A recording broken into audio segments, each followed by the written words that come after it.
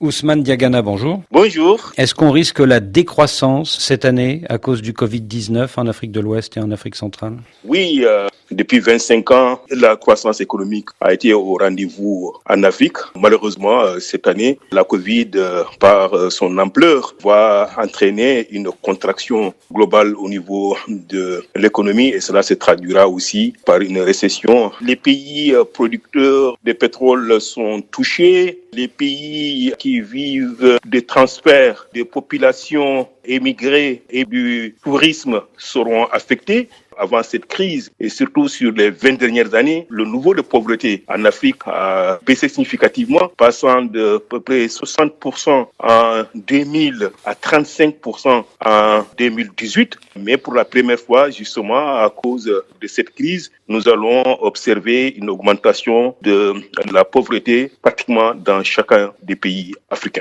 Un exemple, le Nigeria, le géant d'Afrique de l'Ouest. Nous sommes toujours dans les calculs, mais je pense qu'il y aura une contraction d'à peu près 3% de la richesse nationale au Nigeria. Et pour la Côte d'Ivoire? La Côte d'Ivoire, c'est un des pays où la croissance économique a été très forte, très soutenue sur les 10 dernières années, enregistrant en moyenne 8% de croissance. Et je pense qu'on observera une croissance tout de même positive entre 1,5 à 2% cette année, ce qui n'est pas mal. Et le Cameroun? Nous sommes dans les estimations, mais je pense que ça va être autour de 1%.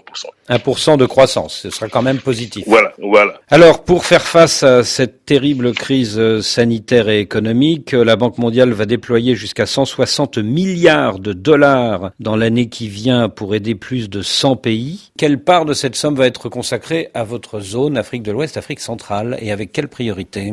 Sur 160 milliards, 50 milliards seront en faveur des pays à revenus faibles et donc la plupart de ces pays se trouvent en Afrique subsaharienne. Je dois dire qu'en plus de ces 160 milliards, nous sommes en train aussi de mobiliser 12 milliards de dollars pour aider les pays à revenus faibles et à revenus intermédiaires pour l'acquisition et la distribution des vaccins. Alors justement, vous parlez vaccins.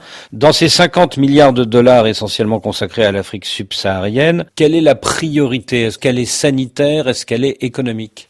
Ils sont les deux. Dans chacun des pays, depuis la crise, nous avons financé de manière très rapide des opérations dans les secteurs de la santé, l'agriculture, les infrastructures, l'éducation, mais nous avons aussi apporté des financements pour aider les petites et moyennes entreprises à résister. Et je vois qu'en République centrafricaine, vous financez un programme Argent contre Travail qui permet déjà de produire plus de 2 millions de masques, c'est ça? Oui, on a mobilisé 10 millions de dollars. L'essentiel de ces activités ont été réalisées par les petites entreprises en Centrafrique et du coup, ça leur a permis de protéger les emplois. Et je vois qu'au Sénégal, au Kenya, au Ghana, vous financez des projets de rénovation de bidonvilles qui créent beaucoup d'emplois? Absolument. Je pense que l'essentiel de notre stratégie est véritablement de créer des emplois. Alors, 50 milliards de dollars, c'est bien, mais est-ce que ce n'est pas une goutte d'eau comparée aux 3000 milliards de dollars que demande le secrétaire général de l'ONU, Antonio Guterres, pour les pays pauvres?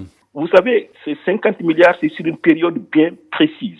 Nous avons des portefeuilles qui existaient avant la Covid et qui sont des portefeuilles très riches en termes de contenu. Dans chacun des pays, je pense en moyenne, pratiquement en Afrique de l'Ouest, avant la crise, lorsque je regarde mon portfolio avant la crise, j'ai un portfolio à moins de 2 milliards de dollars par pays qui existe et qui reste. Nous étions là bien avant la crise, nous avons intensifié nos interventions pendant la crise et nous avons un cadre pour un partenariat encore beaucoup plus fort, beaucoup plus solide afin de soutenir la reprise économique. Alors il y a 9 mois, pour les pays pauvres, un moratoire sur la dette, une suspension des intérêts de la dette a été décidée par le G20, par les 20 pays les plus riches. Mais ce moratoire, il va bientôt s'arrêter. Alors qu'est-ce qu'on fait l'année prochaine? Les discussions continuent avec le G20. Je pense déjà il faut saluer l'initiative et l'esprit qui ont été portés d'abord par la Banque mondiale et le Fonds monétaire et qui ont été soutenus par l'ensemble des pays du G20. Les pays concernés demandent le renouvellement de ce moratoire pour toute une année supplémentaire. Qu'est-ce que vous en pensez?